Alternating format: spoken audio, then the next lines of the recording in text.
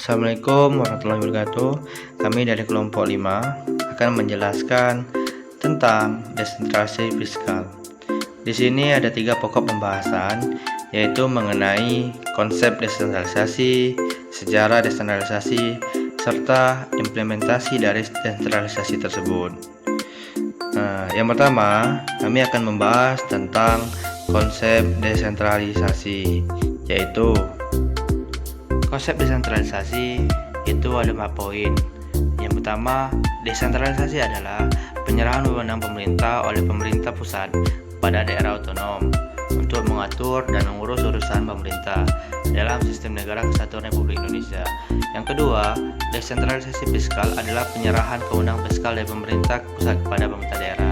Yang ketiga, desentralisasi merupakan pendelegasian wewenang dalam membuat keputusan dan kebijakan kepada manajer atau orang-orang yang berada pada level bawah dalam suatu struktur organisasi. Keempat, konsep desentralisasi dalam Undang-Undang Nomor 5 Tahun 1974 tentang pokok pemerintah di daerah. Desentralisasi adalah penyerahan urusan pemerintah dari pemerintah atau daerah tingkat atasnya kepada daerah menjadi urusan rumah tangganya. Kemudian, sejarah desentralisasi fiskal di Indonesia. Pelaksanaan desentralisasi fiskal di era reformasi secara resmi dimulai sejak 1 Januari 2021. Proses tersebut diawali dengan pengesahan Undang-Undang Nomor 22 Tahun 1999 tentang Pemerintah Daerah serta UU Nomor 25 Tahun 1999 tentang penerimaan keuangan antara pemerintah pusat dan daerah (PKPD). Awalnya pelaksanaan desentralisasi fiskal di Indonesia ditujukan untuk menciptakan aspek kemandirian di daerah. Sebagai konsekuensinya, daerah kemudian menerima pelimpahan wewenang di segala bidang, kecuali kewenangan dalam bidang politik, negeri, pertahanan, keamanan, justisi, moneter, dan fiskal serta keagamaan. Pelimpahan kewenangan tersebut juga diikuti dengan penyerahan sumber-sumber pendanaan berupa penyerahan basis-basis perpajakan maupun bantuan pendanaan melalui mekanisme transfer ke daerah sesuai asas money follow function. Masih adanya mekanisme transfer ke daerah didasarkan kepada pertimbangan mengurangi ketimpangan yang mungkin terjadi baik antar daerah maupun antar pemerintah pusat dan daerah. Lanjut ke implementasi.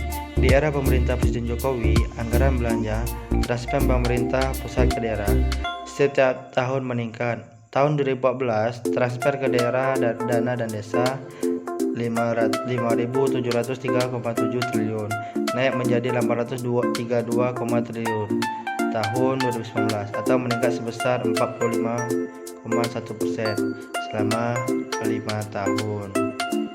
Peningkatan dana transfer yang relatif besar setiap tahun telah meningkatkan kinerja pelayanan publik yang tercermin pada membaiknya indikator pelayanan publik antara lain indeks kesenjangan antara daerah membaik dari tahun 2014 sampai 2019 yaitu dari 0,75 menjadi 0,668, akses rumah tangga terhadap sanitasi dari 61 menjadi 67, jumlah persalinan ditangani dari 87,1%.